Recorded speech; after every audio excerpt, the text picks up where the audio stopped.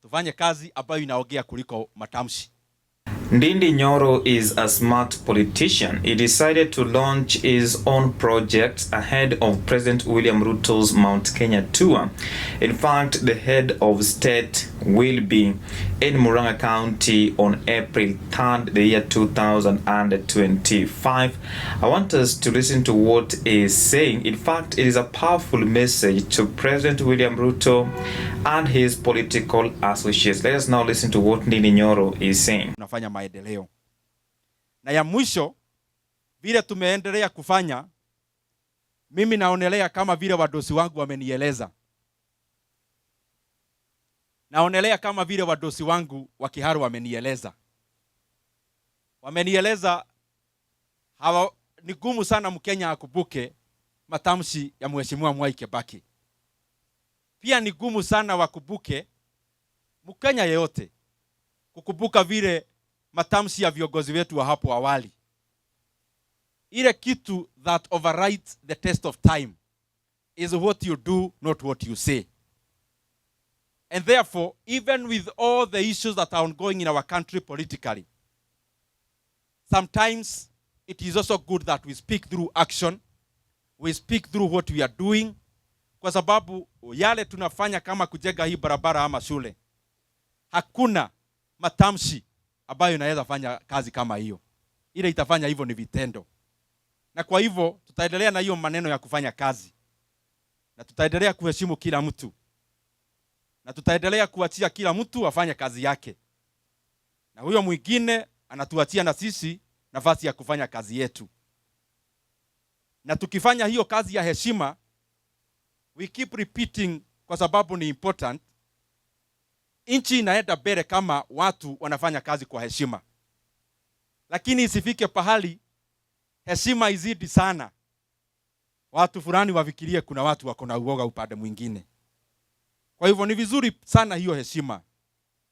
Mtu afanye kazi yake, na mimi kama Ndindi Nyoro vile nimesema hapo awali, na heshimu kila mtu, lakini kwa hii dunia there is only God to be feared, not any human being. Na hayo yote pia tunasema pia kwa heshima. Na ndio maana mimi nimekuja hapa tufanye kazi ambayo inaongea kuliko matamshi. Hii barabara inaongea kuliko hata nikiongea hapa miezi 2 kila asubuhi nakuja hapa kuongea. Kuna matamshi itajenga hii barabara. Na hakuna itajenga hii shule. Na wakati ya hapo beleni ikifika pahali watu wataongea, si mdomo iko hapa. Mdomo iko hapa, watu wako, hakuna pahali tumeenda ama ni aje? Kwa hivyo asanteni sana na Mwenyezi Mungu.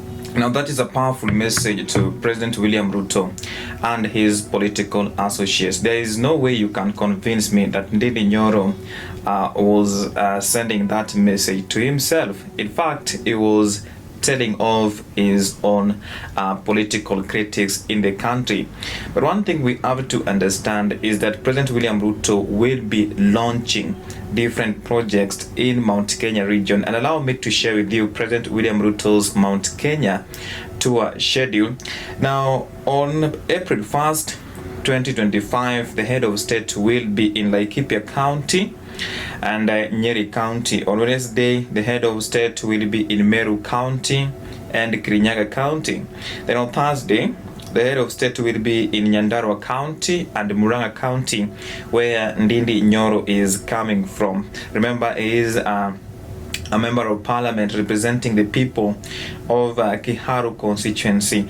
Then on Friday, the head of state will be in Tharaka Nithi County, where the deputy president of the Republic of Kenya, His Excellency Professor Kithure Kindiki, is coming from.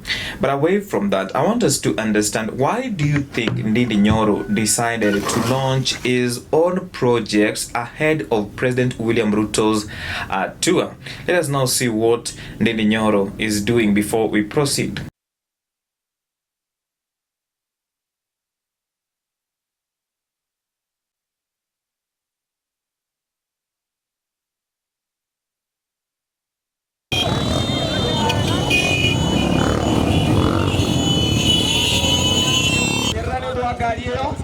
Asante sana, tunarudi nyuma kidogo. Karibu sana mheshimiwa. Karibu sana. Umuthi oka kumehingura officially. Makofi kwake. Now, in case this is your first time on the Sport Check YouTube channel, kindly support us by subscribing and turning on the notifications bell. We are on a mission to 7,000 subscribers before the end of this month. And if you are a returning subscriber, thank you so much for supporting this YouTube channel. The first thing we need to understand from Ndindi Nyoro, right now, their relationship with President William Ruto is not a positive one.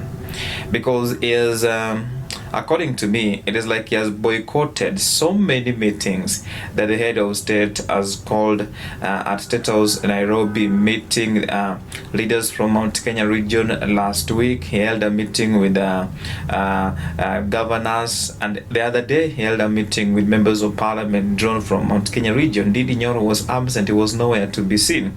But let's come back to the bond of contention. Why do you think Ndindi Nyoro decided to launch his own projects ahead of President William Ruto's tour?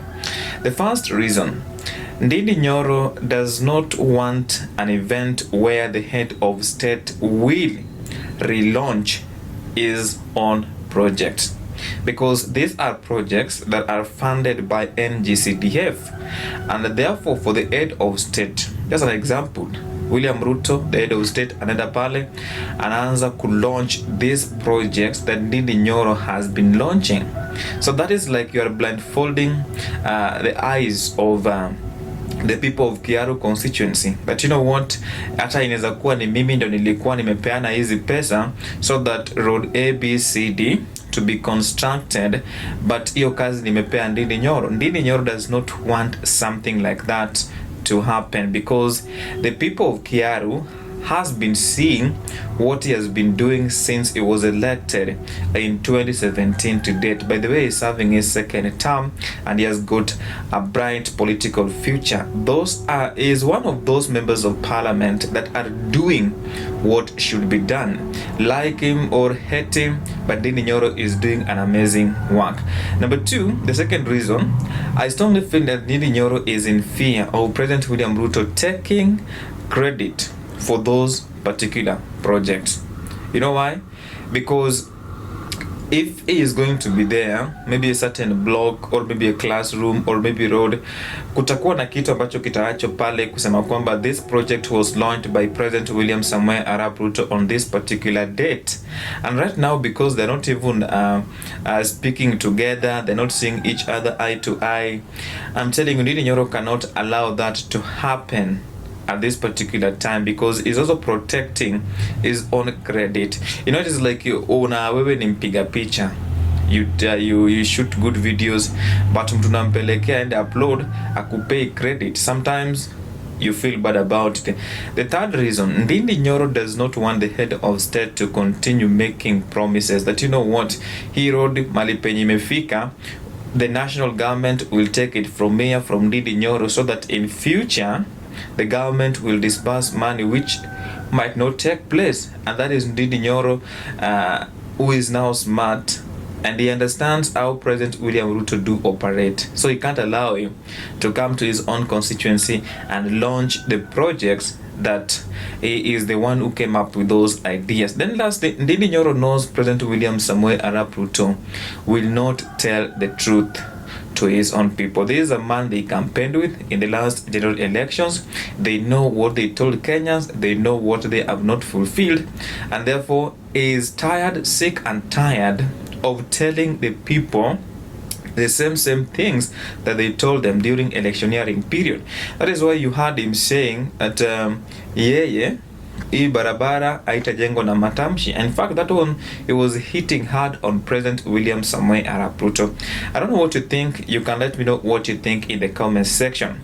Now, this man Ndindi Nyoro is a man to watch in future. In fact, the people of the mountain, because politics in Kenya is local, they should take note that this member of parliament is doing an amazing job, and one day he will rise to national politics, even campaign to become the next president of the Republic of Kenya. I don't know what they will do, but this guy is doing an amazing work. Now let's now do what I love doing best at the end of my videos.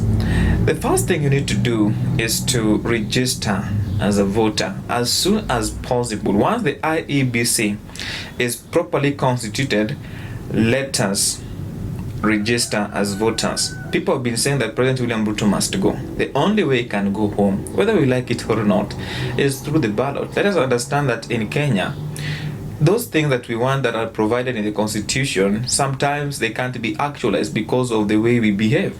So the only way you can send somebody home is through the ballot. Number two, remember to demonetize politics, and the beauty of doing that, you can elect leaders of high integrity, those who will not be tempted to mismanage public funds through their own cheeky ways.